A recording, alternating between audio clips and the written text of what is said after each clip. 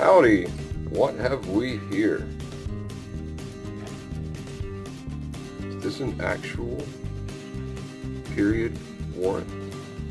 Or wanted poster, rather?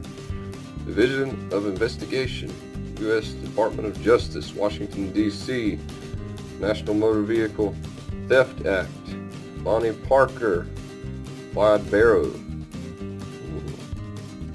This has got a lot of details on it. It says Clyde Champion Barrow and Bonnie Parker constantly travel together, and extreme caution must be exercised by arresting officers as they are wanted in connection with assault and murder of officers. And the narrative continues down here. Oh, what's this? Oh, facsimile. Well, see there? Just because something looks real doesn't mean it is. But this is a very detailed identification order. We've got old J. Ed's name on there. Even got the field offices listed on the back. U.S. Division of Investigation, Department of Justice, official business, penalty for private usage to avoid payment of postage, $300. We'll get back to that. Blue Shepard here. How you doing? This is the first video I've tried in this kind of tabletop format, so we will see how it goes. Box here. Should I open it? Is it Pandora's box? It is not. I'm here to discuss a concept with you. Not so much specifically this box or its contents, but this box and its contents have everything to do with our concept. If you hear a radio traffic in the background, pardon it. I am at work, working some overtime, and trying to stay awake. So, got a little outline here. We are discussing a supplemental egress cache or a fallout cache. Anybody out there who's a geocacher, or you have looked up anything about prepper caches, or if you're a prepper, you know. I have been scouring YouTube trying to find something that fit the idea I had in mind, and I started experimentation with this idea probably a couple of years ago.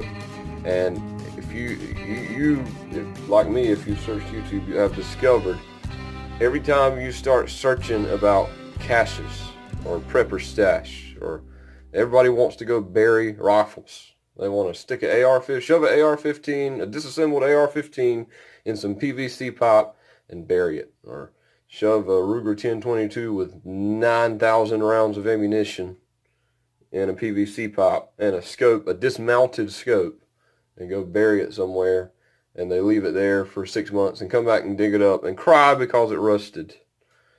That is not the idea I had, and that is not what we are talking about here today.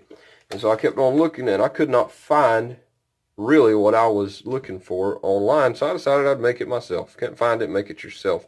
And it is summed up right there. Outlaw stash. Outlaw stash. That is why we started off with this. It's that outlaw state of mind, that mindset of I might have to abandon whatever I've got around me, a concept that I call chuck it. I might have to chuck whatever I've got, and I might be strapped. I might be, and I don't mean strapped as in with a gun. I mean strapped as I have nothing. Empty-handed, and now I've got to find some way to make do. So I had this idea of this kit, just a small, like I said, supplemental. This is not a prep away from preps. This is something to get by. This is something you can stash along an egress route or along the way. Let's go ahead and open it up, and then we'll get into our philosophical discussion. Oh, yeah. It's a little extra chunk of duct tape there. So I think it's very important to keep a list of your items. That way you're not wasting time and resources looking for something externally when you've got it right there the whole time. Let's take this out. Always good to have a rag, but this is not by no means a complete setup. So,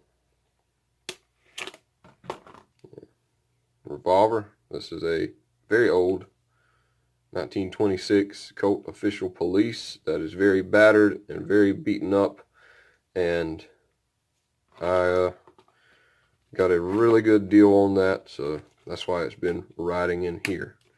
And like I said, I've been experimenting with this kit for a while. Got a gun, I got a holster, I got some ammo, I got some coffee, decaf trash, real coffee, there we go. Some tea, different stuff. Then why decaf? Why tea? Well, you know, I might be cold and wet, and the only thing I've got going for me is a fire, but I need some sleep, and so there you go.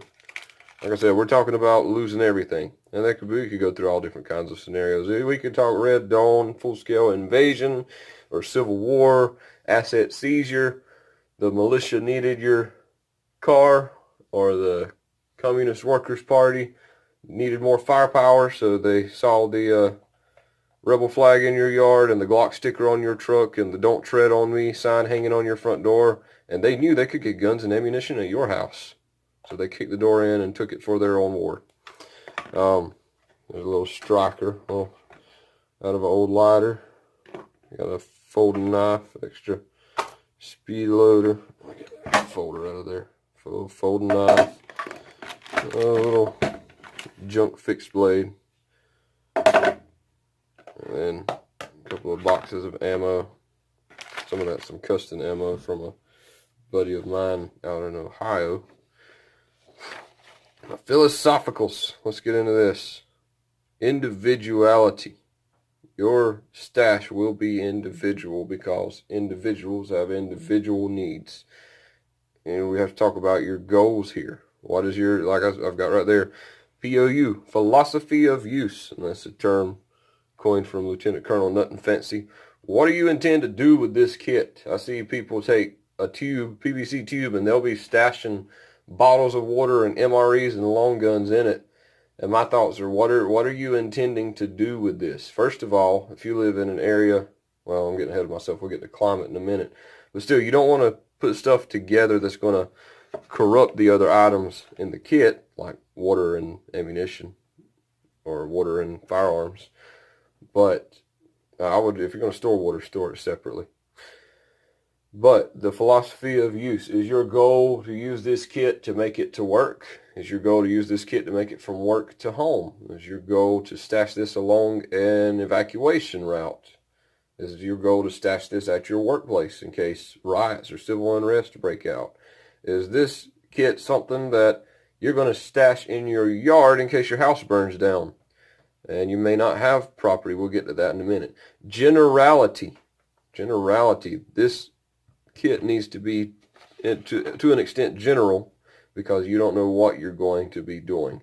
This is not set up for a zombie apocalypse. This is not set up for a super tornado. This is not set up for Sharknado or an earthquake. This is a general purpose kit. Like I said, supplemental. This is to supplement skills and resources that you already have, or use this to acquire. Location. Location is everything. I can't tell you how many videos and forum posts there are of guys that buried a gun and came back in a year and it was gone because their point of reference was moved. There was a flood. The woods got logged. If you're in an urban environment, that's rural examples. If you stashed it in some old abandoned barn and now some new person has bought the property and demolished the barn. In an urban environment, you stash it in an abandoned building or in some pipe work or in the sewer, and now all of a sudden there is an earthquake, or the building's been destroyed, or some new person has moved in. Your stuff is gone or inaccessible. Climate considerations. Like I said, you don't want water to freeze in your kit. Practicality. Is it practical? Does it make sense? Stashing a urban prepper stash kit with your beastly tricked out AR-15 or even a cheap AR-15 or some pump shotgun, yeah, that's not going to work out so well walking down Wall Street, even in a Fallout situation. You're making yourself a target when something simple would be the best alternative. Remember, the best way to win a fight is never to get involved in it in the first place. That has certain caveats, of course. Talk about practicality, personability. Can you carry these items on your person? I see that people do this with their bug out stuff too. You look at somebody's bug out kit, and they will have 5 55-gallon Rubbermaid totes. One has food, one has guns and ammo, one has clothes, one has, oh, I want to put these in the bed of my truck. Okay, sure, but if there's a natural disaster coming and you're pressed for time, yeah, no, that doesn't work. It needs to be personable in the sense of you need to be able to strap that thing on your person or grab it in one hand and go. Expendability, we talked about that. Chuck it. Everything you put in here needs to have a certain air of expendability. Now I've got some different things in here, including some coinage, both silver and just plain currency, like the presidential dollars and Sacagaweas and stuff like that. But it all needs to be expendable. The whole purpose of this is to get you by. The whole purpose of this is to use this as a stepstone to boost you to where you need to be. And if it's not expendable, if you're going to stash something and leave it somewhere, leave it unattended, and it's not expendable, you're setting yourself up for major disappointment, major shock.